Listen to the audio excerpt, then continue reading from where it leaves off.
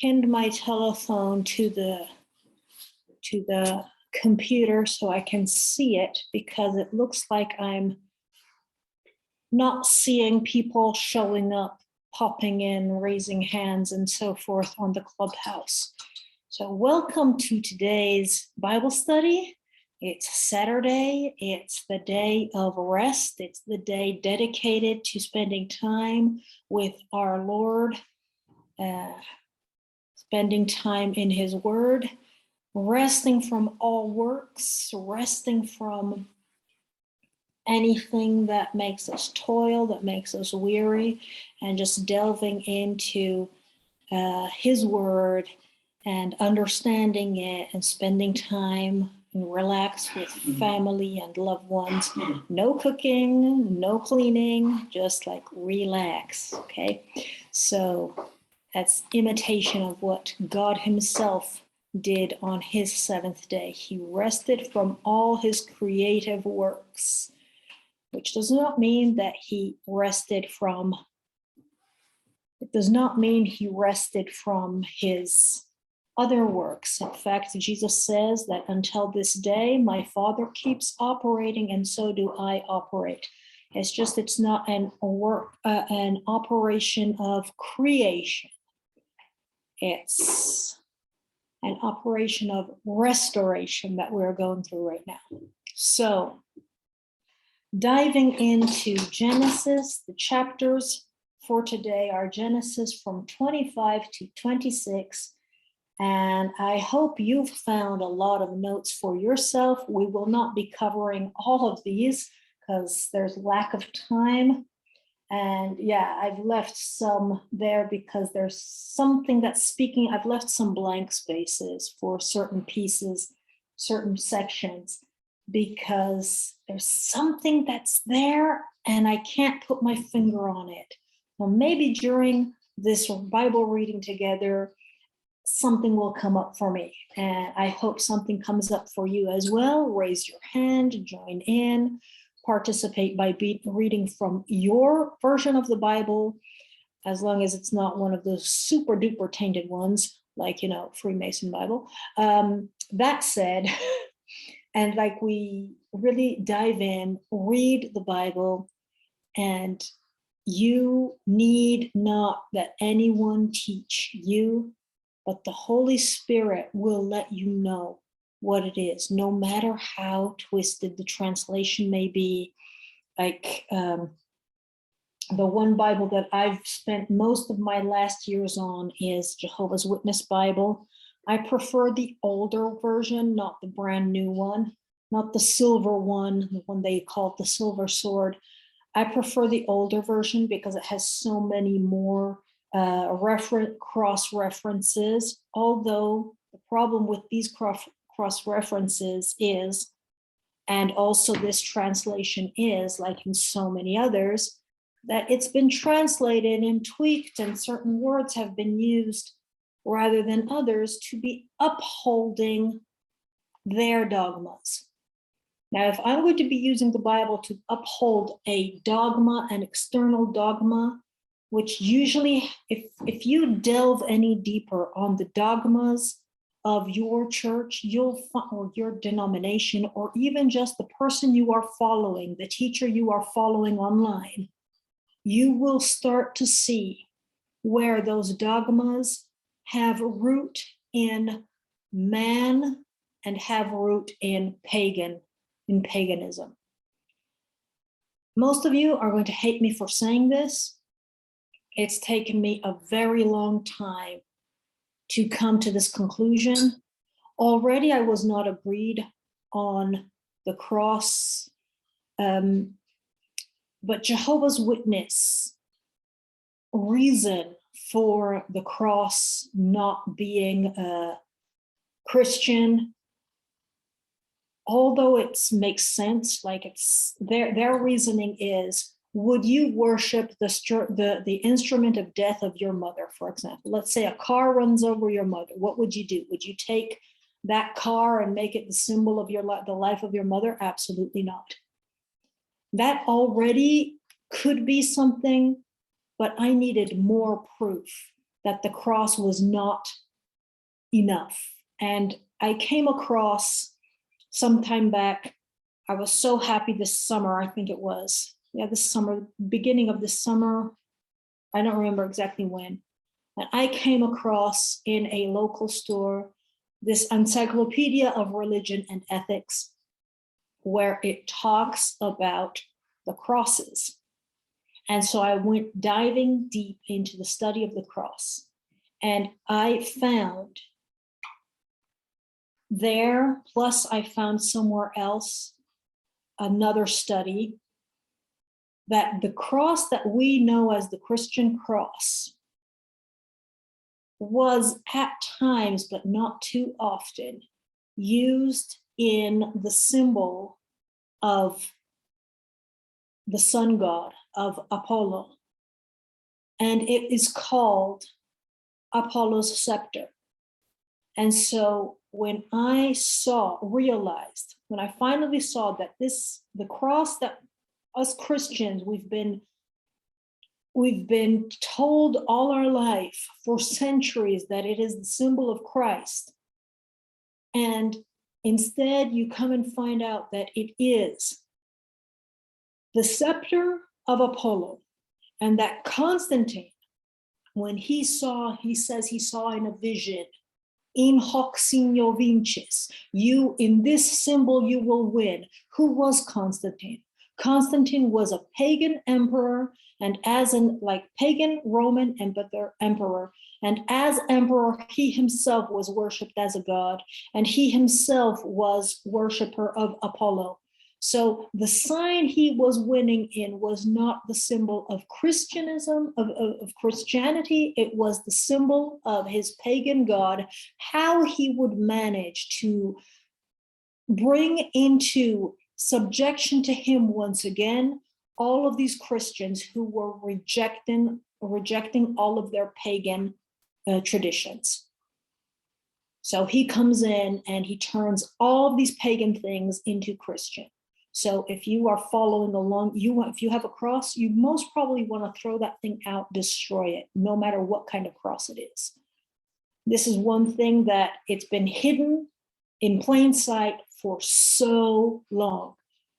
And you're probably going to hate on me for that. Go and do your research. I will post I will look for that report again, for that study again. I do not have the book with me, but I think it is posted on Delight in the Law of the Yod-Heh-Vav of Jehovah on Facebook. You can find already some screenshots of the study there. So far, nobody has joined us. After all, it is Saturday. So people in the States are probably taking some well-needed rest, which I hope they will extend for the rest of the day. And let's move forward let's just start our Bible reading for the day. Genesis chapter 25, verse 1. Then again, Abraham took a wife, and her name was Keturah. And she bare him Zimran, and Yokshan, and Medan, and Midian, and Ishbak, and Shua. And Yokshan begat Sheba, and Dedan. And the sons of Dedan were Asherim, and Letushim, and Leumim. And the sons of Midian, Ephah, and Epher, and Hanok, and Abida, and Eldah. All these were the children of Keturah. So here we see that Midian is half brother of Israel. And Abraham gave all that he had unto Isaac. But unto the sons of the concubines which Abraham had, Abraham gave gifts and sent them away from Isaac his son, while he yet lived, eastward unto the east country. And I am asking myself, just how far east did they go? Because that's another thing that's really intriguing me. God in ancient China. There's a couple of videos on YouTube you can look up, God in ancient China, how the whole story of the Bible is included in the pictographs, in the ideograms of the Chinese language. It's just mind blowing. It's fabulous, wonderful, just to see how great God is. Like he really wants people from all the world to come back to him, not just one nation, one people. So that is just marvelous. Moving forward in Genesis 25:7. And these are the days of the years of Abraham's life, which he lived 160 years, which would be translated into current language, 137 years, I believe, suppose. Oh no, sorry. I'm mixing my notes up. 135 years. Then Abraham gave up the ghost and died in good old age, an old man and full of years, and he was gathered to his people. And his son Isaac and Ishmael buried him in the cave of Machpelah, in the field of Ephron, of the son of Zohar the Hittite, which is before Mamre, the field which Abraham purchased of the sons of Heth. There was Abraham buried, and Sarah his wife. And it came to pass after the death of Abraham that God blessed his son Isaac, and Isaac dwelt by the well Leharoi. If you remember the name of this well, Leharoi, this is the well where Agar was when she ran away from Sarah when she was pregnant with Isaac. And the meaning of the name of that well is, I have seen he who sees me. So this is something very interesting to see. Like Isaac is living by the well of where he sees he who sees him, where Isaac sees God and sees how God sees him. That is something extra to ponder, to think about. Very often, these words in the Bible, like when you start delving into the meanings of the names of the places, and you keep that meaning present with you while you are doing your Bible reading, you see that it means a location, but you also start to see how it means a state of the heart, a state of the mind of the people who are being spoken about. Hey, Hanish, welcome, welcome, welcome. It's great to see you again today. We are going over chapters 25 to 27 of Genesis, and we're just talking about how the meanings of the names of the places where people live in the Bible are not only meaning a specific geographic location, but also meaning the state of the heart, the state of the mind that they are in while they are doing something. I don't know if you heard that last bit, the meaning of the name of the well, Leharoi, which means I have seen he who sees me. I have seen that God sees me. I have seen how God is with me and taking care of me in my path in this world and in life. What are you up to today?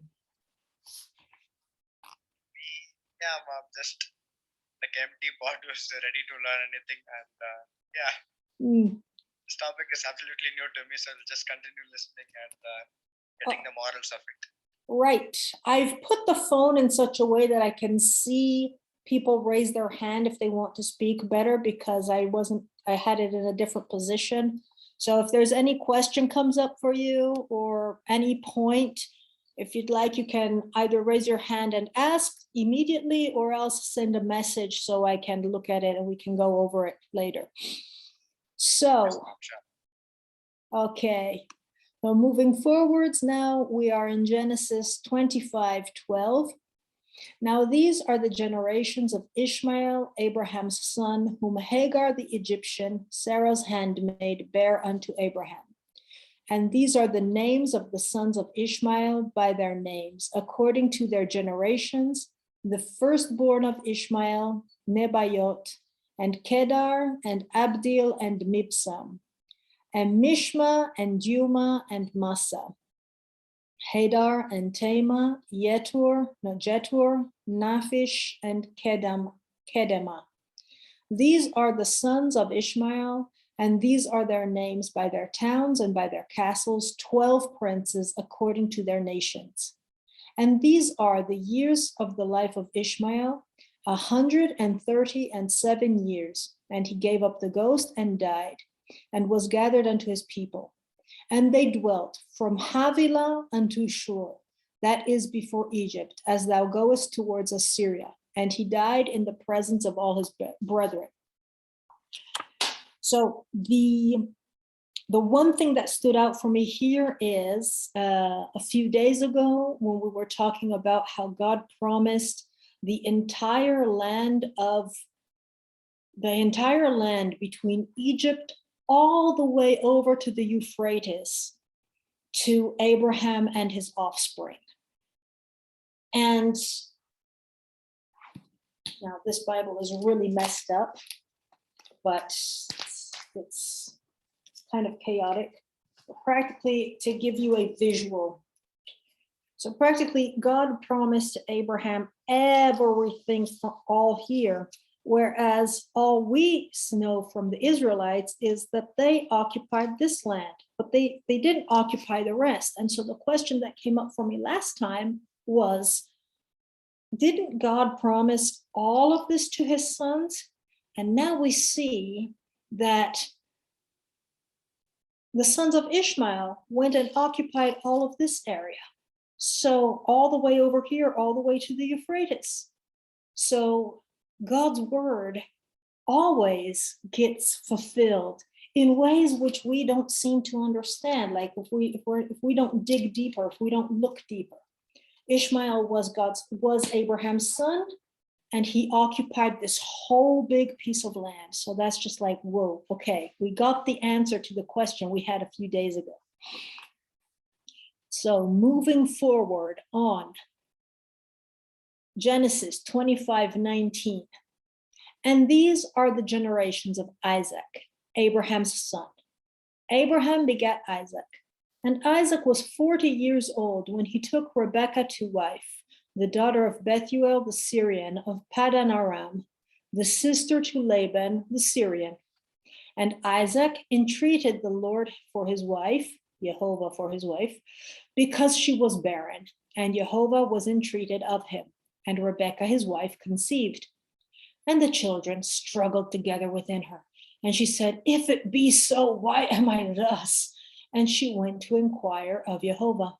And Jehovah said unto her, 2 nations are in thy womb, and 2 manner of people shall be separated from thy bowels. And the one people shall be stronger than the other people, and the elder shall serve the younger. And when her days to be delivered were fulfilled, behold, there were twins in her womb. And the first came out red, all over like a hairy garment, and they called his name Esau. And after that came his brother out, and his hand took hold on Esau's heel, and his name was called Jacob. And Isaac was 60 years old when she bare them. So that would be 60 years old. And the boys grew, and Esau was a cunning hunter, a man of the field, and Jacob was a plain man, dwelling in tents.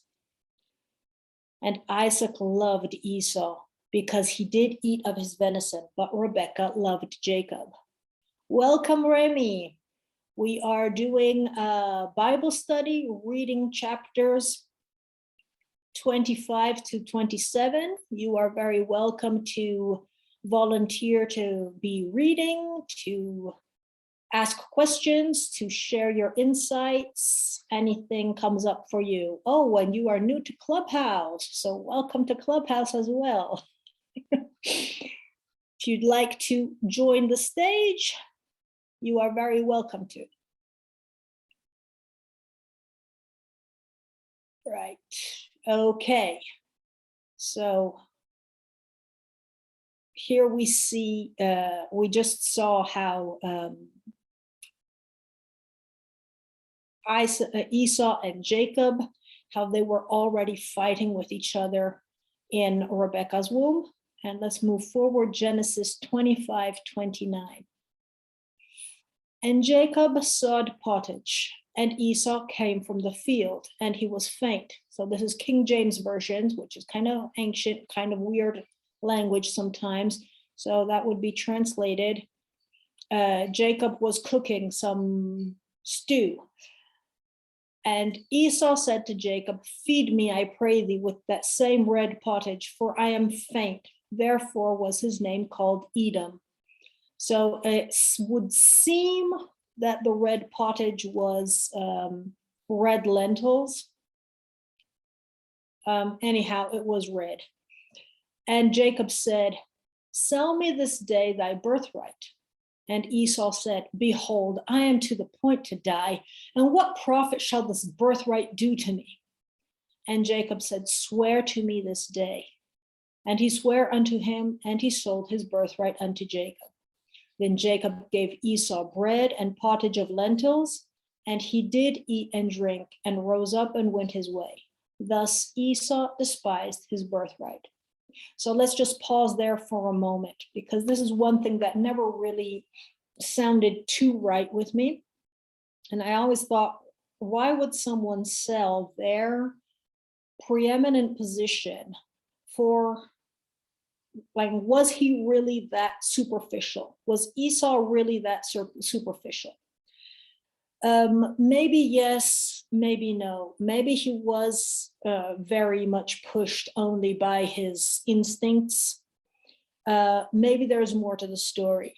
It has been brought to my attention over the last years that in the book of Jasher, which is not canonical, however, it can be useful to understand extra things.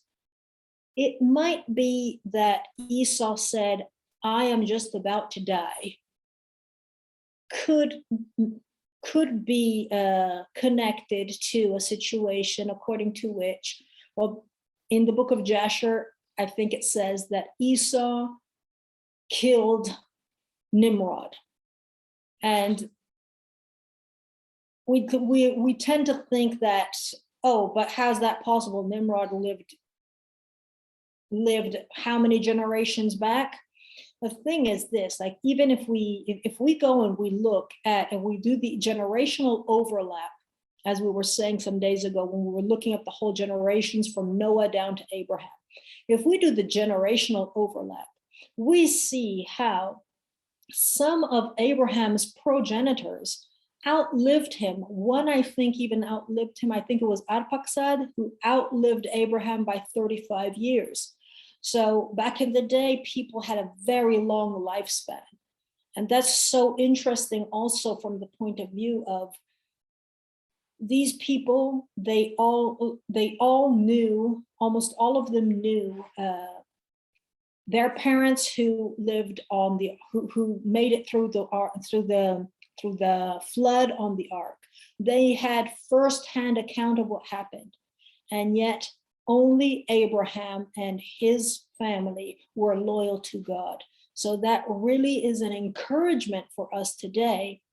If you are the only one in your family to care about God of the Bible, if you're the only one in your family who is really trying to live by the word of God, it is normal for us to be alone. Jesus himself told us that the enemy of a man and a woman will be the people of their own house. Why? because if you have God's mark on you, you cannot, there's no way a lamb can dress as a wolf. You cannot mingle with the wolves, no matter how much you try. So if you are being persecuted in your life for any reason, and you're trying so hard to fit in with this world and it doesn't work no matter what, it's because God is calling you to leave and separate yourself and become like holy to him. Separate yourself and become holy to God, even if it means walking completely alone. So moving forward, right, going back to Esau. Esau might not have killed Nimrod. If indeed he had killed Nimrod and was afraid he would die, we have already seen, and we will see time and again, how what differentiates someone in being considered righteous in God's eyes is whether we do what God says or not, whether we believe in God or not.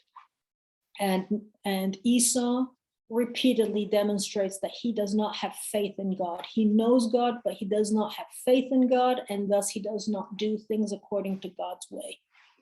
And that is what sets them apart, even though Jacob, he too, he's got to go through some quite refinement before God says, okay, now I'm passing the promise on to you. So moving forward in chapter 26, verse 1. And there was a famine in the land beside the first famine that was in the days of Abraham. And Isaac went unto Abimelech, king of the Philistines, unto Gerar.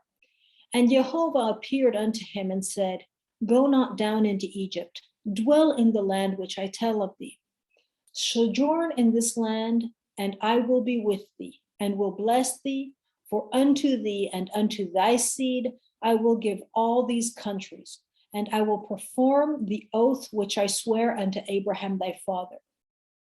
And I will make thy seed to multiply as the stars of the heaven, and I will give unto thy seed all these countries, and thy seed shall all the nations of the earth. In thy seed shall all the nations of the earth be blessed, because that Abraham obeyed my voice and kept my charge, my commandments, my statutes, and my laws. So let's pause right there. This is long before God gives his law to Moses. And yet Abraham observed God's laws. So when in what we call the New Testament, it says, I will put, no, I think it's already in Isaiah already, it says, I will put my law in their heart.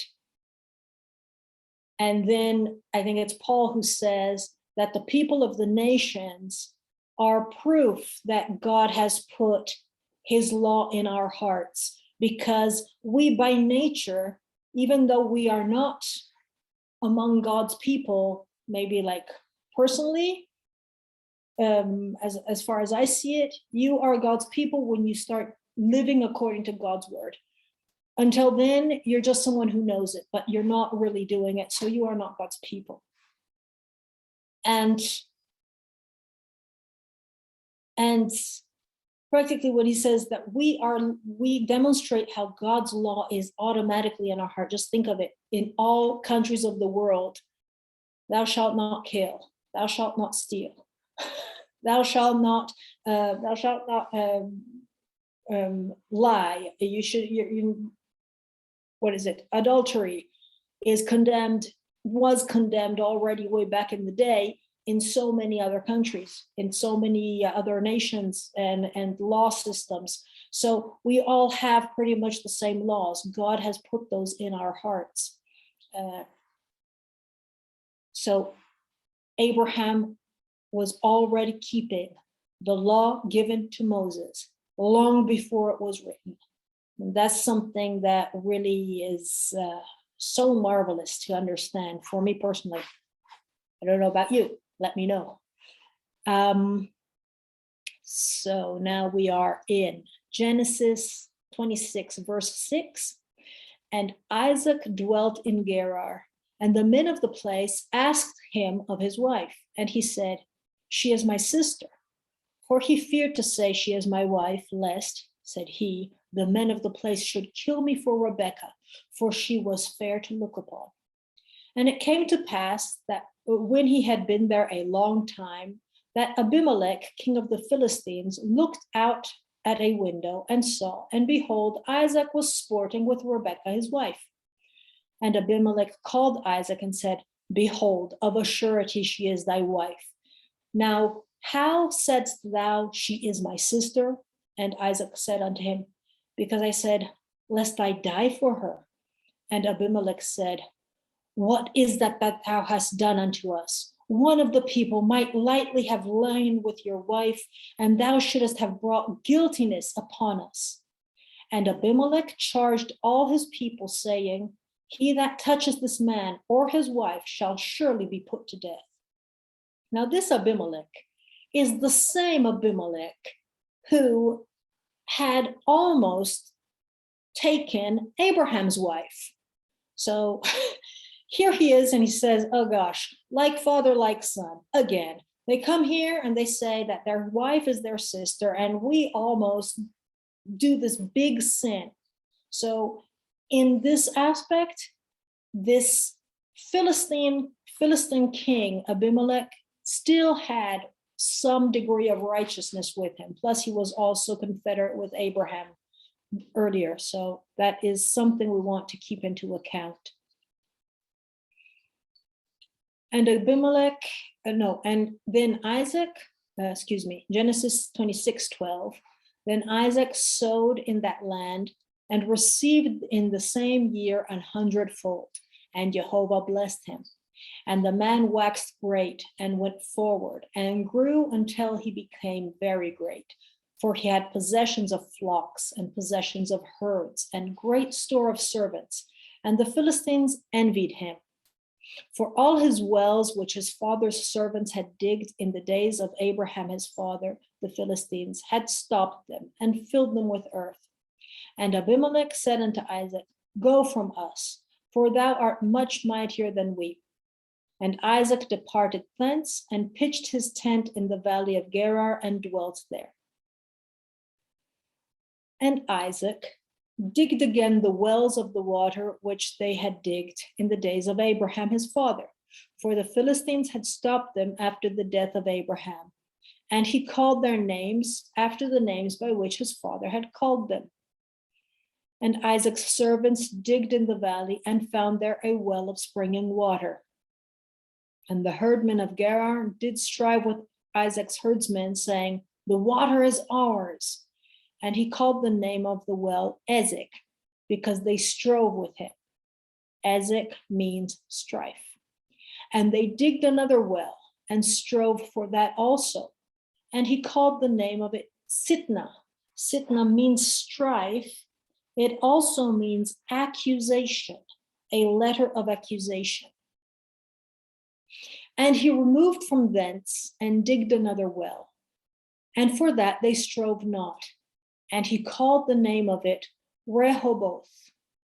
For he said, "For now Jehovah hath made room for us, and we shall be fruitful in the land." And in fact, the name Rehoboth means wide space. And I cannot help to think about how in life, with dealing with so many difficult situations, we feel like we are in the straits. And it's usually, we usually feel like we are in the straits at an emotional level, at a operative level. Like something is restricting us, we don't have room to move. It is now 1 year that no matter the hardships, no matter the difficulties, somehow in my life, I am feeling like I'm out in the big wide open. It's like I feel like I have so much space and there is no fear of this big wide open. And there is no feeling of constraint, and there is no feeling of being blocked in any way. It's just wonderful, like the peace that surpasses all understanding, which comes, and anyone trying to bring up strife with me, it doesn't really produce that effect of feeling restricted that it used to in the past, which is really like, I don't know how to explain this right now. It's something I'm still elaborating. The one thing I can say is I am 100% sure that this is from God, not from any self-deception coming from speaking the word of power and I am and all of this kind of stuff, which, by the way, all of these New Age practices passed off as spirituality, passed off as Christian spirituality. Beware of them. They are mesmerism. If you don't know what that is, you go and you do your own research about it and come to your own conclusion, Bible in hand and in prayer with your creator, the creator of the heaven and the earth. And he went up from thence, Genesis 26:23, and he went up from thence to Beersheba. And Jehovah appeared unto him the same night and said, I am the God of Abraham, thy father. Fear not, for I am with thee, and will bless thee and multiply thy seed for my servant Abraham's sake. And he builded an altar there and called upon the name of Jehovah and pitched his tent there. And there Isaac's servants digged a well. Oh, they started digging a well. And then Abimelech went to him from Gerar, and Ahuzzath, one of his friends, and Phicol, the chief captain of his army. And Isaac said unto them, Wherefore come ye unto me, seeing ye hate me, and have sent me away from you? And they said, We saw certainly that Jehovah was with thee. And we said, Let there be now an oath betwixt us, even betwixt us and thee, and let us make a covenant with thee, that thou wilt do us no hurt, as we have not touched thee, and as we have done unto thee nothing but good, and have sent thee away in peace. Thou art now the blessed of Jehovah. So let's just stop there a moment. How much truth is there to these people's words? We have done nothing but good unto thee?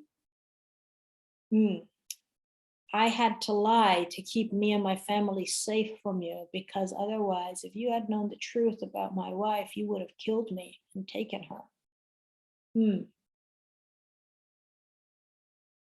I had to dwell in fear among you that you would harm me. You have done nothing but good to me. And what else? And you were jealous of me, and you were envious of me, and you stopped up all of the wells that I and my family have dug in your territory. Yes, when there was a covenant between you and my father, and I dug all these wells, me and my people, and you took them over, you stopped them up, and you kicked me out of the land because you were envious of my prosperity.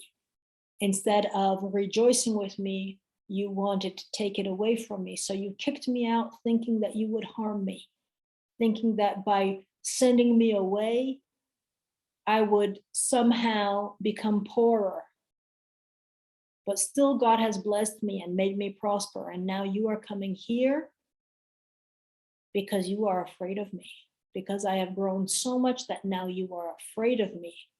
Before I had grown a little, and you were envious. And now I've grown so much that you are afraid that because of all of the fighting that you had done towards me, that I will turn around and avenge myself.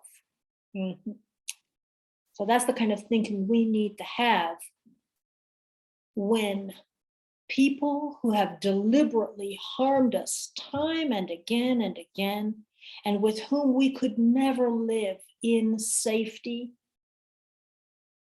because of their envious eye. Envious eye is the evil eye.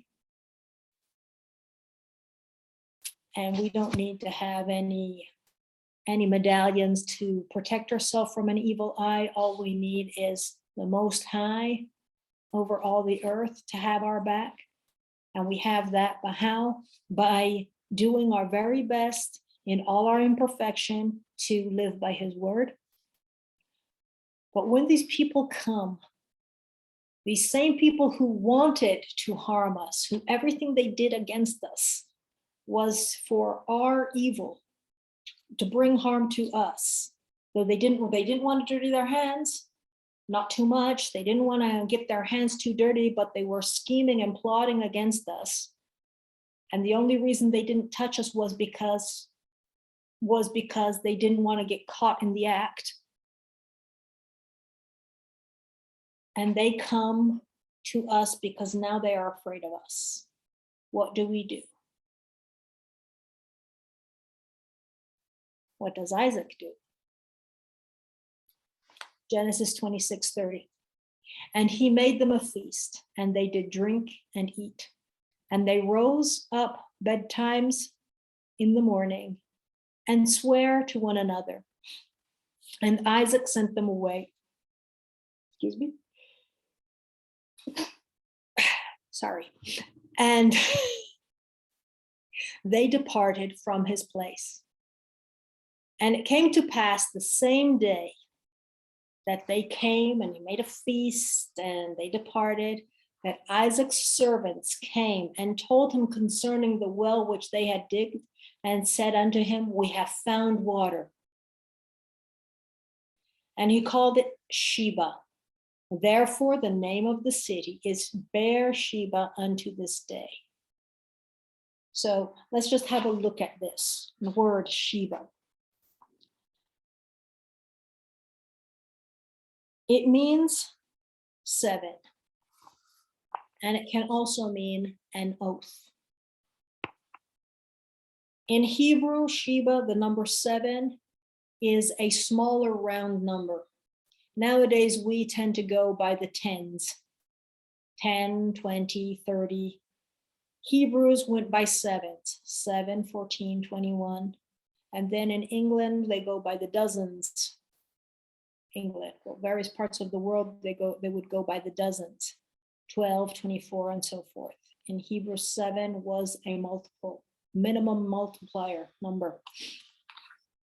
And sorry, I fought with numbers when I was a kid, so I'm not sure I'm expressing my number language properly here. Forgive me for my ignorance if I am.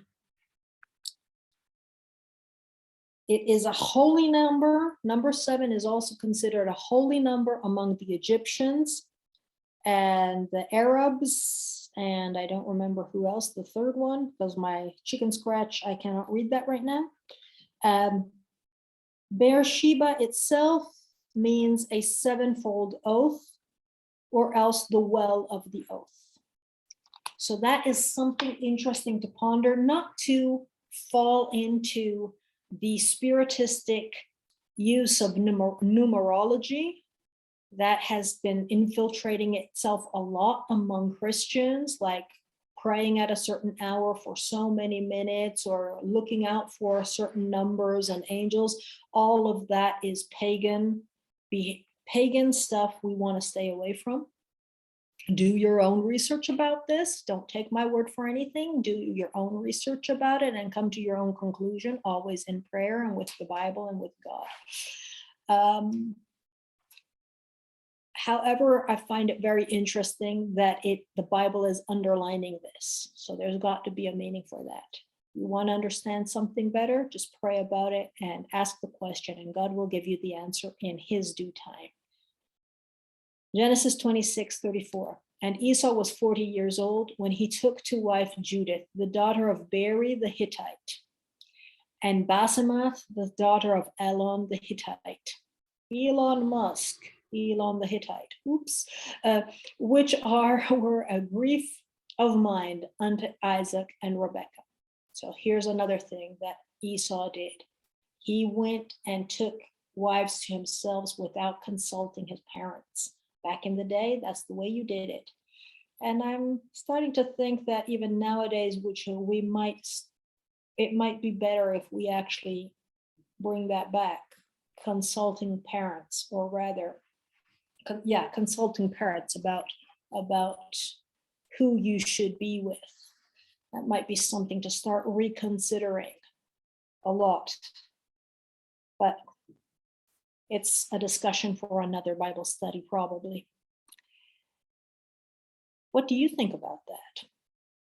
Bring in your thoughts, bring in your ideas, bringing Bible verses that think would support or refute an idea like that. Genesis 27, verse 1. And it came to pass that when Isaac was old and his eyes were dim so that he could not see, he called Esau, his eldest son, and said unto him, My son. And he said unto him, Behold, here am I. And he said, Behold now, I am old, I know not the day of my death. Now therefore take, I pray thee, thy weapons, thy quiver, and thy bow, and go out to the field, and take me some venison, and make me a savory meat, such as I love, and bring it to me that I may eat, that my soul may bless thee before I die. And Rebekah heard when Isaac spake unto Esau his son, and Esau went to the field to hunt venison and to bring it. So it would look like Isaac was kind of, he was maybe a little bit apprehensive about the time of his death. Maybe he had developed some degree of, what's the word for it now? My words are escaping me. For like when you think that this feeling that you're going to die, any moment you're going to die. And I'm wondering if that's not some kind of curse. There have been times in my life where, like, even when there was no evidence, like when I was in my early 20s, that I always had this feeling, impending feeling of death hovering over my head. So that was like, I think I probably maybe I terrified my son when I was always telling him, he was like a toddler. I would say, hey, baby, your mom's not going to be around forever. So you got to become independent as soon as possible. I'm wondering if that doesn't have anything to do like with generational curses and so forth. That would be something to be made object of prayer and meditation if you're having something of the sort. And if there's maybe some kind of way we allow for this kind of spirit of depression to come into our lives so that we can recognize it, clear it, rebuke it, repent of it. You can't repent of something that you're not aware of. So we have to become aware of things. You cannot change a road unless you realize that you're on the wrong road. So that is something interesting to think about. Over these last years, where I was actually with 1 foot, if not 1.5 in the grave, this feeling has lifted. It's no longer there. So I'm really grateful to God for that. And he was some kind of a foodie. He really wanted to eat good food. We need to be careful also about food, good food. There's one Bible verse that talks about not being blinded, not have our heart overwhelmed by what will we drink, what will we eat, and that so much that we do not see what is happening around us, and the day of Jehovah not fall upon us when we are just thinking about materialistic things. Anyhow, Rebekah takes the initiative here. Genesis 27:6, and Rebekah spake unto Jacob her son, saying, Behold, I heard thy father speak unto Esau thy brother, saying, Bring me venison, and make me savory meat, that I may eat and bless thee before Jehovah before my death. Now therefore, my son, obey my voice according to that which I command thee. Go now to the flock, and fetch me from thence 2 kids of the goats, and I will make them savory meat for thy father, such as he loveth. And thou shalt bring it to thy father, that he may eat, and that he may bless thee before his death. And Jacob said to Rebekah his mother, Behold, Esau my brother is a hairy man, and I am a smooth man. My father peradventure will feel me, and I shall seem to him as a deceiver, and I shall bring a curse upon me and not a blessing. And his mother said unto him, Upon me be thy curse, my son. Only obey my voice and go fetch them me. We have to be so careful not to bring a curse upon ourselves by our words. Because as we're going to see here in the Bible, what is spoken comes to pass. What is spoken by people of faith comes to pass. Blessings and curses come to pass. And this woman, inadvertently, or maybe willingly, not sure about that, takes upon herself the curse reserved to her son for deceiving the father. And once again, if we replace the word woman, the church takes upon herself the curse for deceiving the father. Whoa, that's deep.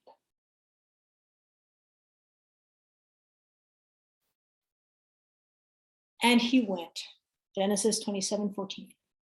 And he went and fetched and brought them to his mother. And his mother made savory meat, such as his father loved. And Rebekah took goodly raiment of her eldest son Esau, which were within her house, and put them upon her Jacob, her younger son. Oh, are you seeing the parallels between the Israelites, the Christians?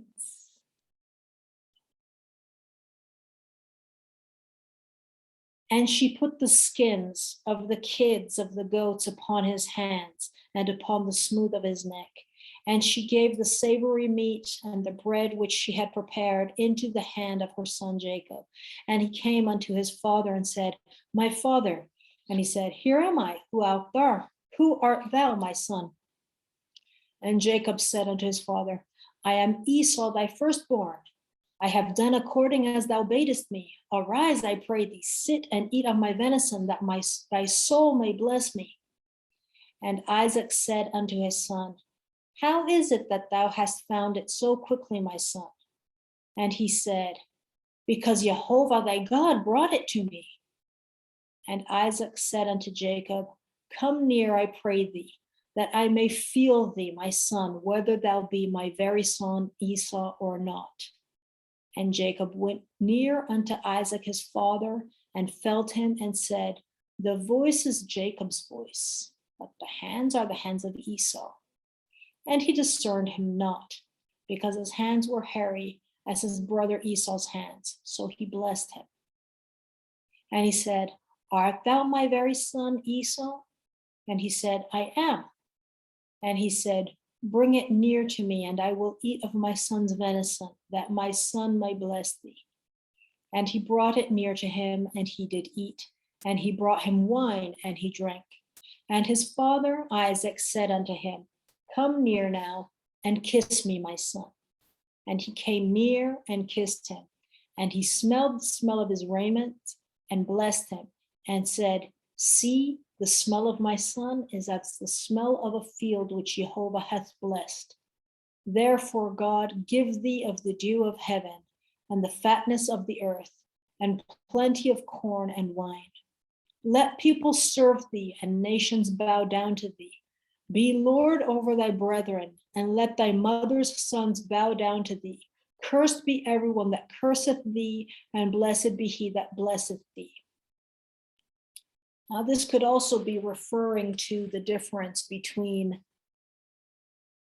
Israel, the 10 tribes of Israel, and the 2 tribes of the south, that would be Judah and Benjamin. It could also be a parallel of that. As something for you to do your research on, as surely I will mine. Isn't it lovely? Isn't it wonderful, incredible how while you're reading the Bible, stuff all of a sudden springs out at you. And you just got to jot it down, make a note of it in the moment, because otherwise it's going to be gone. It's just like, whoa, so much. Every time you read it, that's what I love about the Bible. Every time you read it, there's something new. Every single time. You think you know this one verse and you read it again and, oh, wait a minute, there's something else there. It's really like a spring of living water rather than a well of stagnating water, which just like it comes up, but it doesn't like spring up like a fountain. Genesis 27:30. And it came to pass, as soon as Isaac had made an end of blessing Jacob, and Jacob was yet scarce gone out of the presence of Isaac his father, that Esau his brother came in from his hunting. And he also had made savory meat and brought it unto his father, and said unto his father, let my father arise and eat of his son's venison, and that thy soul may bless me. And Isaac his father said unto him, who art thou? And he said, I am thy son, thy firstborn, Esau. And Isaac trembled very exceedingly and said, who? Where is he that hath taken venison and brought it me? And I have eaten of all before thou camest, and have blessed him. Yea, and he shall be blessed. And when Esau heard the words of his father, he cried with a great and exceeding bitter cry, and said unto his father, bless me, even me also, O my father. And he said, thy brother came with subtlety, and hath taken away thy blessing. And he said, is not he rightly named Jacob? For he hath supplanted me these 2 times. He took away my birthright, and behold, now he hath taken away my blessing. And he said, hast thou not reserved a blessing for me? And Isaac answered and said unto Esau, behold, I have made him thy Lord, and all his brethren have I given to him for servants. And with corn and wine have I sustained him. And what shall I do now unto thee, my son? And Esau said unto his father, hast thou but one blessing, my father? Bless me, even also me, O my father. And Esau lifted up his voice and wept. And Isaac his father answered and said unto him, behold, thy dwelling shall be the fatness of the earth, and of the dew of the heaven from above. And by thy sword shalt thou live, and shalt serve thy brother. And it shall come to pass, when thou shalt have the dominion, that thou shalt break his yoke from off thy neck. And Esau hated Jacob because of the blessing wherewith his father blessed him. And Esau said in his heart, the days of mourning for my father are at hand. Then will I slay my brother Jacob. And these words of Esau, her elder son, were told to Rebekah. And she sent and called Jacob, her younger son, and said unto him, behold, thy brother Esau, as touching thee, doth comfort himself, purposing to kill thee. Now, therefore, my son, obey my voice and arise. Flee thou unto Laban, my brother, to Haran, and tarry with him a few days until thy brother's fury turn away, until thy brother's anger turn away from thee, and he forget that which thou hast done unto him. Then I will send and fetch thee from thence. Why should I be deprived also of you both in one day? And Rebekah said to Isaac, I am weary of my life because of the daughters of Heth. If Jacob take a wife of the daughters of Heth, such as these which are of the daughters of the land, what good shall my life do to me? So here we have this betrayal, which, however, is blessed. As we see, Isaac said he cannot reverse this blessing that he gave to Jacob, and Esau is left with nothing, or with very little at least. And now there is this vindictiveness. Now Esau wants to kill his brother because of what the mother orchestrated. And so now the mother is finding the way out. And she does it intelligently, though. She explains to Jacob what she's going to do. And then she goes to Isaac and says, makes the excuse, the perfect way out. Here, don't let Jacob marry one of the daughters of Heth, just like Esau has done. And that concludes our Bible study for today. And tomorrow we will see what else happens with Jacob and Isaac and Rebekah and Esau. Thanks to the people who have joined. I'm hoping you will have some insights to be sharing, or questions, or anything related to this that might be interesting to you. Welcome, P. We are closing right now the Bible reading for today. You are very welcome to join, participate in the Bible reading tomorrow or these next days. Every single day at the same hour we go live for this. Tomorrow we will start the Bible reading in Genesis chapter 28. So that is all for today. Talk soon again. Ciao for now. Closing the room. 5, 4, 3, 2, 1.